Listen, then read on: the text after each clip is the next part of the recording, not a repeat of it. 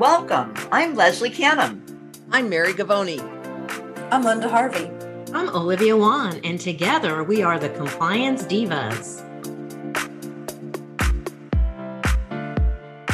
Hello, I'm Leslie Canham, and I'll be the moderator for this podcast episode on biological indicators and best practices in monitoring sterilizers.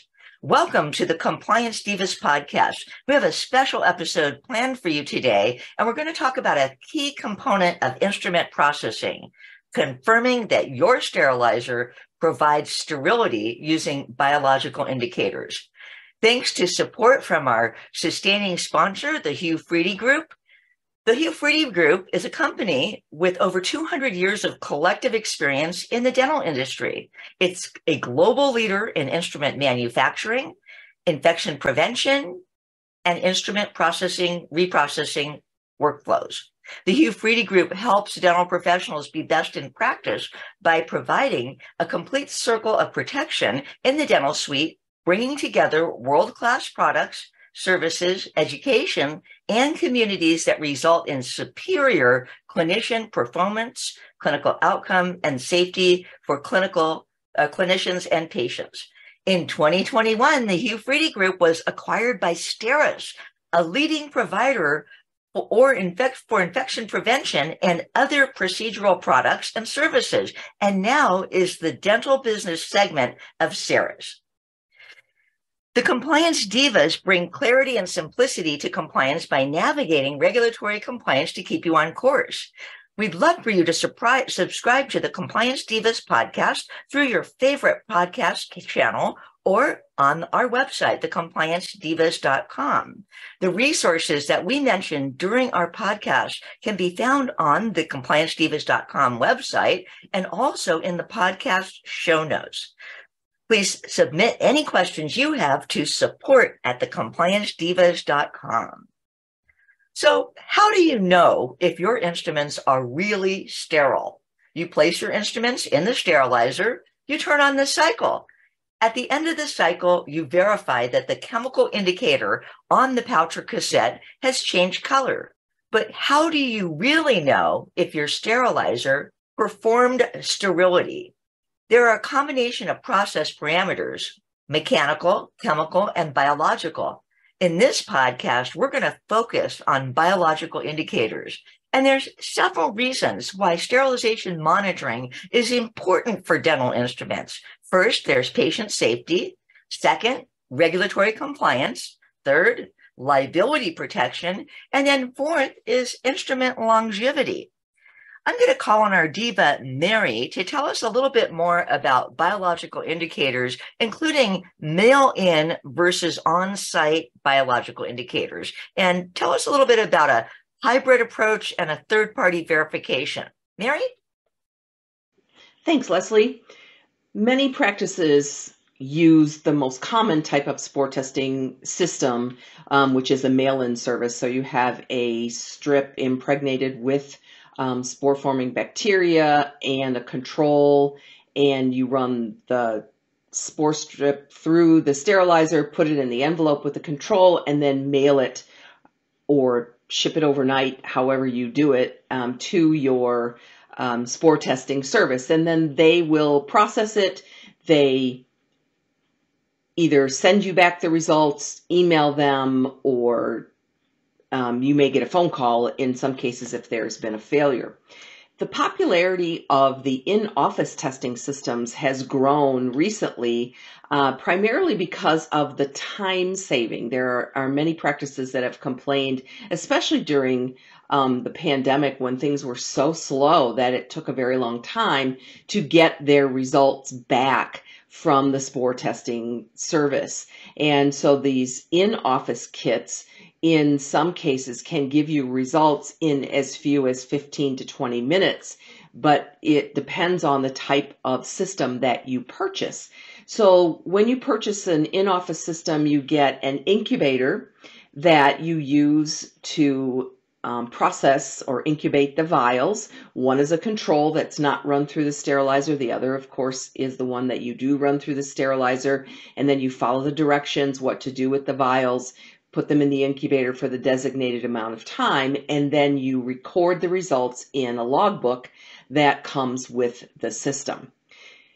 This provides faster results, and especially if you've had a failed spore test, this is a very convenient method of determining whether or not you can put that sterilizer back into service sooner rather than later.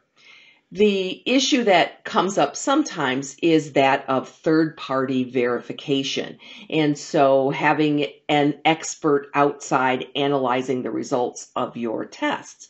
So what we see now are many practices developing or implementing a hybrid type system where 3 weeks out of the month they do their in-office test, and then 1 week out of the month they do a mail-in test. So they've really got kind of the best of both worlds. They've got the convenience and timeliness of an in-office test, and then the third-party verification of the mail-in service test. Either is acceptable, but I recommend this hybrid method to a lot of the practices that I work with, again, because I like that third-party verification, that expert interpretation of the results, if you will, and also the support that you get if you do have a failed test. They will walk you through all your troubleshooting, but certainly if you purchase an in-office system, the manufacturers of those systems will also provide you with information, but you have to go and get it rather than the third-party verification outside service calling you to do the troubleshooting. So either way is good. Just make sure that you are following the manufacturer's instructions for where to load and what cycle to load it in and all those types of things that Linda and Leslie and Olivia are talking about. But either system is a good one. Hybrid, in my opinion, I think is the best. Mary, thank you so much for providing that explanation of mail-in biological indicator spore testing versus on-site and why that would be important, especially when you look at practices that do only have one sterilizer, and I've come across many, how it would be such a disruption to the practice if you had a positive spore test and you didn't have an alternate sterilizer to use if you had to take your sterilizer out of service for any length of time. I also like the thought of having my results instantly as opposed to having to wait on mail. And I know that sometimes mail services have been delayed. It could be that sometimes the person who is doing the spore testing may not be working that week. And so it gets conducted either later in the day or later in the week. And your results could be delayed as long as 10 days, I think, if you're not watching carefully. So Linda, could you give us some idea of where to place a biological indicator spore test, what load you might use, and also, would you give us some idea of what a type 5 integrator is? Sure, Leslie. These are some important aspects of the whole sterilization process for all of our dental listeners. So after you decide which product you're using, whether you're using a hybrid approach or mail-in or on-site, it's important that you place it properly inside your sterilizer. And the first thing to consider is that you place it in a fully loaded chamber. That means that you actually have instruments in the sterilizer that you're getting ready to run. And it should be positioned in a location in that chamber that's least favorable for sterilization. And this is typically known as the cold point, Leslie. So that would normally be in the center of the load towards the front of the chamber. So start there and get those test results first, and be sure that you do not use the first load of the day. It's better to use another load and get on a schedule in the practice so you're doing it roughly the same time every week or every day, however often you're running your biological indicators. And then also bear in mind that it's important to check the sterilizer's operating manual for the details on where to place this test as well. Sometimes they have specific directions, and if not, then defer to any other directions on the biological indicator company, the strips or the vials that you're using. Look for those two resources to be sure there's not additional directions that you should be following. Leslie, I'd like to share an additional safety tip for our listeners. And you mentioned it when you talked about the type 5 integrator strips. And if an office is not already using that, I highly recommend they begin implementing that immediately if possible, because it's such an important step. And I'm going to explain why in just a moment. First, I want to mention that adding a type 5 integrator strip is not the same thing as using an indicator monitor or indicator strip. You mentioned earlier about chemical monitoring and biological monitoring. And while these are both different forms of chemical monitoring, they're not the same as biological indicators that Mary spoke about. But the type 5 has a specific purpose for us to help us to have another additional layer of safety and validity that each time that we run that sterilizer, that the instruments are actually coming out sterile. And while the type 5, Leslie, doesn't tell us that the spores were killed, that's what the biological indicator does. It does tell us that the parameters of sterilization were met. So it's very important to begin to add this step type 5 into our steps, our process for sterilization monitoring as well. And like the biological indicator, I would recommend that you put it in the cold point at first. And then after you get that established, you know, that area is working, then move it around in the sterilizer. I always tell my teams, Leslie, to do it this roughly the same load of the day. So you become consistent. That way you have a habit and a standard so that if everybody knows that we usually test, whether it's our biological test or our type 5, that we're doing it before lunch or after lunch, whatever that time frame is to be convenient. It's important that they add this into their setup, Leslie, so that way they can have additional assurances that the parameters of sterilization have been met. And it really, really adds another layer of patient safety. Linda, that is very important information for each and every dental team member who is responsible for sterilizing instruments and testing the sterilizer to know. And just to recap, you said that we're going to use our spore testing in a fully loaded sterilizer, so it's more reflective of a typical load. It's going to be in the least favorable spot placed in the sterilizer according to the manufacturer's directions. One of the hardest, most challenging places in your sterilizer, and that many times that's located in the front near the bottom. However, always defer to the manufacturer's instructions of the sterilizer. And also, if there are no instructions on the manufacturer of the sterilizer, you know, I've never been shy about calling and asking the manufacturer where the best spot would be to place a spore test. And then you can defer to the manufacturer's directions of the spore testing kit that you're using. You also mentioned to use a warm sterilizer, which is like the second load of the day, or be consistent, whatever load it is, just not the first one of the day, because it may take a while for that sterilizer to really fully warm up. And then you told us about the difference between indicator strips, which just measure a few parameters, versus integrator strips, which are very highly reliable, but do not replace spore testing itself. So I'd like to call on our diva, Olivia, to give us some more perspective on ownership, training, education of entry-level people, and accountability. Olivia, can you give us your insights? Sure, Leslie. First of all, I love this topic because I feel that it is a critical aspect of managing risk in a dental office. And so first off, someone needs to specifically be assigned this role of biological monitoring. It can't be just whoever has time takes it on. Someone is specifically delegated to manage this area of monitoring the sterilizers. And I would even suggest adding it to their job description so they know, just have a bullet point on the job description that that's part of their primary role. And then making sure they've been properly trained, that it's not just recycled information that came from a previous job or workplace setting, because it may be a different sterilizer, different processes.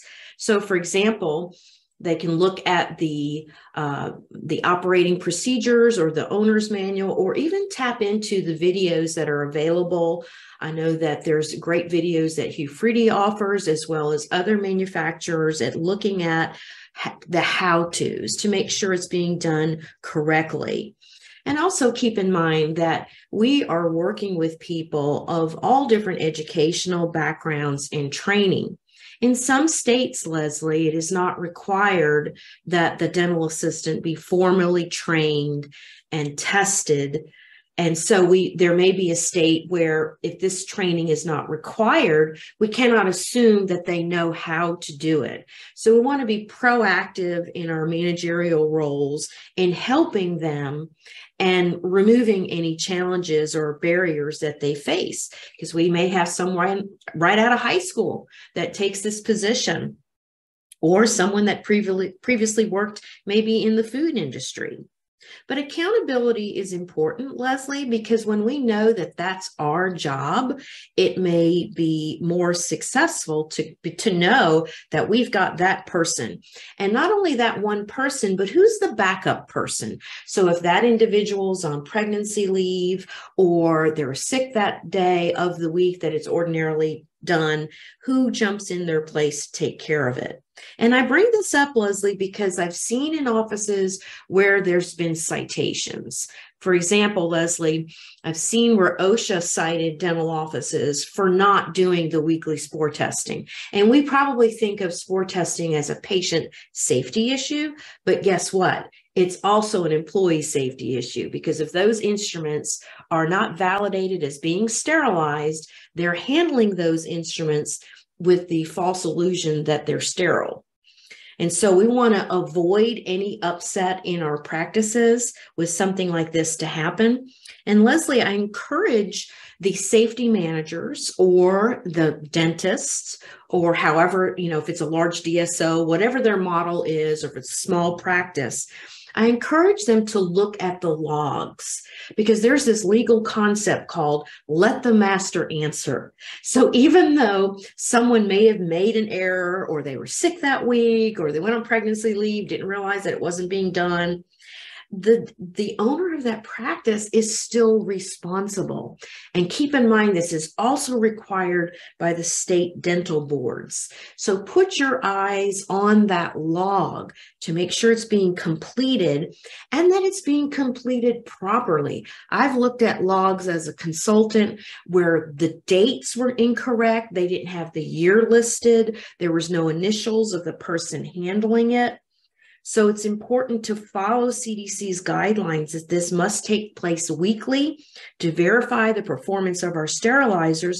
And also, let's not forget implantable devices. We always spore test before placing an implantable device. And so this needs to be built into our policies and our procedures. A good place to put it is also in your infection control plan.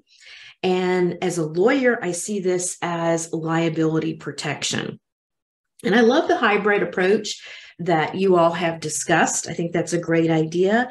But whether you're doing all mail out or all self-testing, or the hybrid approach, which is a blend, we have to make sure that it's being done in order to protect our practices from any patient safety issue or fines or discipline from the dental boards. And Leslie, one final comment. I think this is a great topic to discuss during our morning team meetings, as well as our regular staff meetings, whether they're monthly or quarterly, to have people to chime in on safety issues such as the biological monitoring, just to make sure this important process is being handled correctly.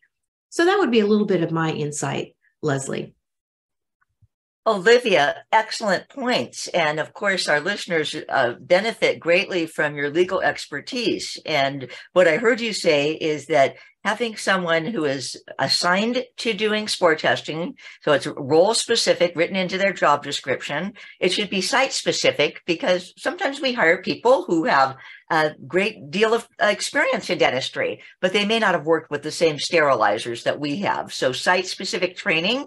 The videos on the HuFriedyGroup site are also going to be in our show notes and on the Compliance Divas website. So that would be, I would say, basic training for anytime we have a new team member who joins our practice, so that they understand the steps that need to be taken. And again, the educational level, it's easier to watch a video for someone who may not have a great deal of formal training in dentistry.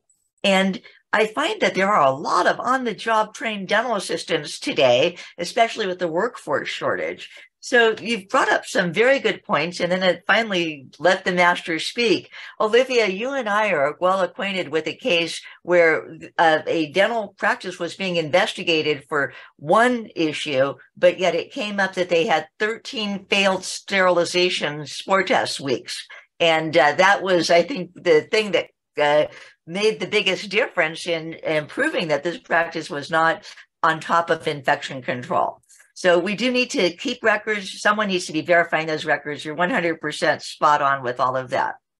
What I'd like to do next is talk a little bit about the step-by-step practices for loading spore testing into a tabletop sterilizer, whether you have the spore test strip or whether you're using the on-site vial system. And I also want to remind our listeners that we have an expanded podcast, episode number 98, where we go into not only the steps for spore testing, but we expand on what to do in the event of sterilization failure.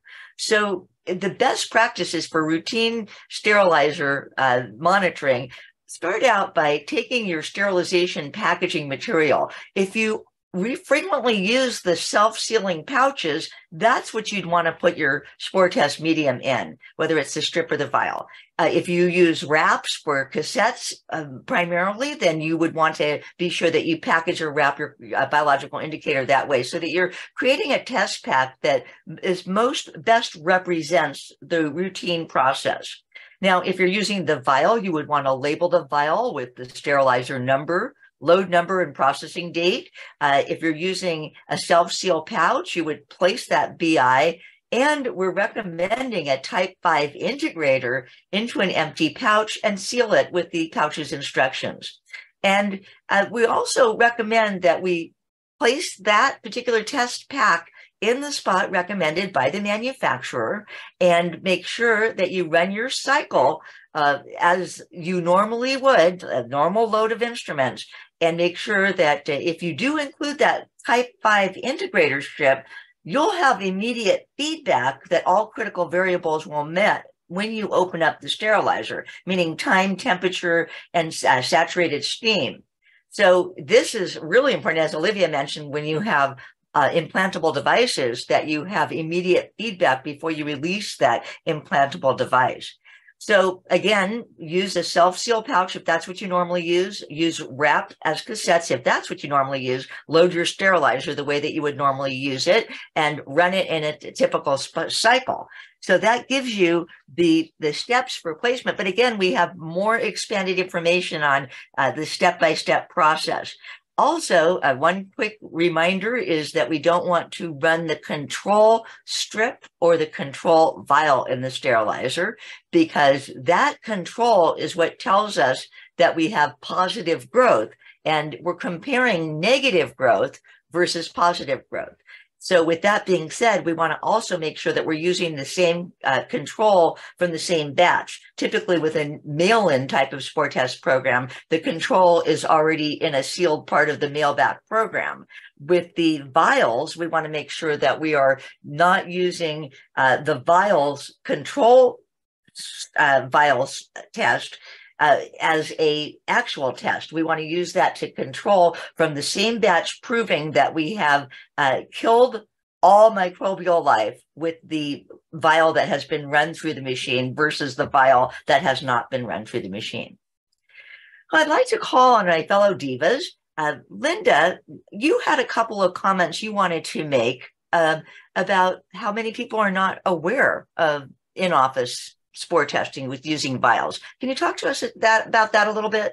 Sure, Leslie. In all the offices that I've been in over the years, I find that the majority of them are using the mailback, and I think they're not always aware of the in-office options. And I think that's a viable option. And Mary went into that so beautifully and talked about even incorporating the hybrid approach and the different parameters.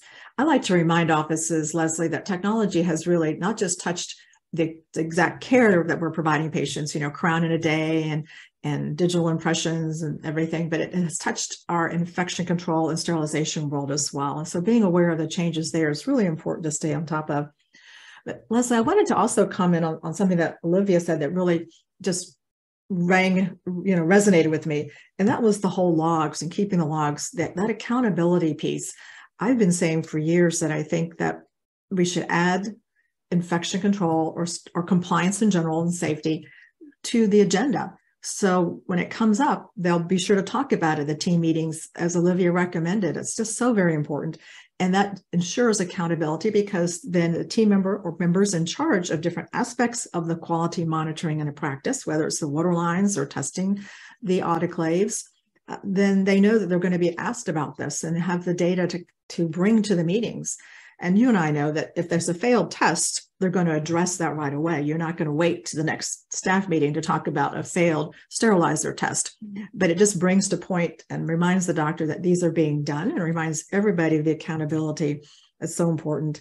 I've just recently worked with an office where the doctor has a board issue going on, and as he's delving into the different components of infection control in his practice, we uncovered the fact that some of this spore testing hadn't been done for a couple of weeks. Not quite the 12 weeks that you and Olivia knew of in that case, but again, it gets dropped from somebody's radar, and I think it's just a great reminder. So thanks for allowing me to share that, Leslie.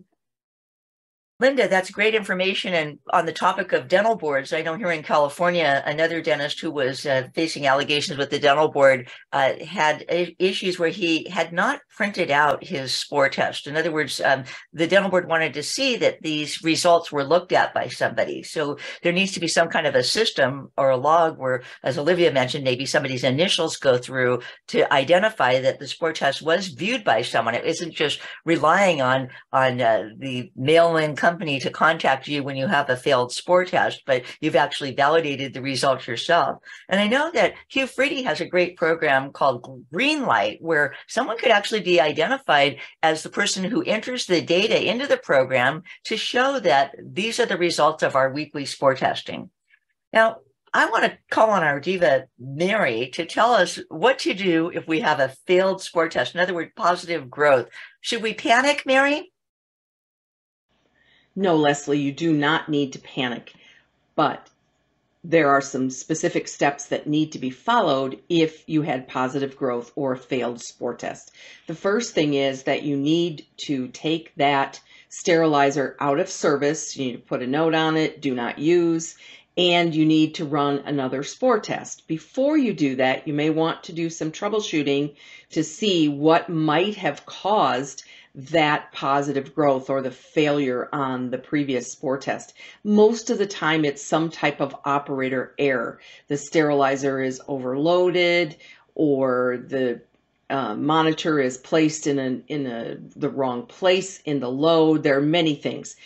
The other thing I would do is check the controls on the sterilizer, and especially if you have a newer sterilizer that has a printout, you can actually look and make sure that your sterilizer met the parameters for sterilization, but something happened in the chamber with that particular spore test. So this is important in needing to know whether or not you need to recall some instruments as a result of that positive growth on a spore test. So we take it out of service, we run another spore test, and this is where having an in-office system would be very, very convenient, because you could get the results of that second spore test in as few as maybe 20 minutes, depending on the type of in-office test that you're using, so that you could immediately put that sterilizer back into service after that spore test is run. Otherwise, if you have to send it out, wait for it to be analyzed, wait for the results to get back to you, it could be several days or longer, and you can't use that sterilizer in the meantime.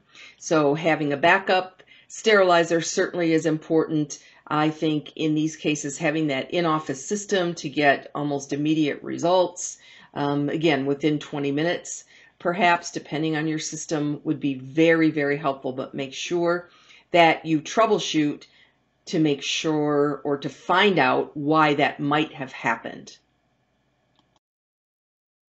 Perhaps that are newer with their practice might have been told that usually spore test failure is not necessarily the machine, but it's operator error. We want to make sure that our listeners convey to their newer team members not to be afraid to report a failed spore test, that this is something that needs to be brought to the attention of, as Olivia mentioned, either the supervisor or the owner of the practice, so that the steps can be taken to make sure that it is something that is operator error. I mean, we do make mistakes, we're humans, and it's not a mechanical error of the machine. So immediate action should be taken, but not necessarily cause for alarm, for panic, or for embarrassment as a team member who's responsible for operating that sterilizer and running that spore test. So, Olivia, can you briefly tell us the steps to put a sterilizer back into service if we do have one that, let's say, does have a mechanical problem and has to go off to the repair shop? Sure, Leslie. It's important that we have a successful spore test before putting that sterilizer back into use. Simply because it was repaired or maintained by a service repair person doesn't mean that we can omit or skip that step. And Leslie, I would encourage our listeners to add that to their log. So think of your log as a running summary. So if there was a failed test, you make note of it, that you retested it. Maybe it's like Mary said, there's operator error. Or if you had to remove the sterilizer from use, put that in the log as well. And then when it returned, that it was spore tested to assure that it is operating properly and efficiently. So once again, just stressing the value of those logs or summary sheets. And this could be done with a live Google sheet, or you can use even a paper document and then scan it in. Whatever your comfort level is on dealing with paper or electronic records, it's the important thing that we retain those records. Overall, in closing, sterilization monitoring is a critical part of maintaining a safe and effective dental practice, and it helps to ensure that patients receive the highest quality of care possible. A positive spore test should be taken seriously and investigated promptly. In closing, I'd like to thank the HuFriedyGroup for being a sustaining sponsor of the Compliance Divas podcast. And remember, we bring clarity and simplicity to compliance by navigating regulatory compliance to keep you on course. Please submit your questions to support@thecompliancedivas.com. I want to remind everyone that the resources that we mentioned today will be in the show notes of this podcast, as well as on the Compliance Divas website. You can submit your questions to support@compliancedivas.com. Thank you, everyone, for joining us for this very special episode on sterilization monitoring.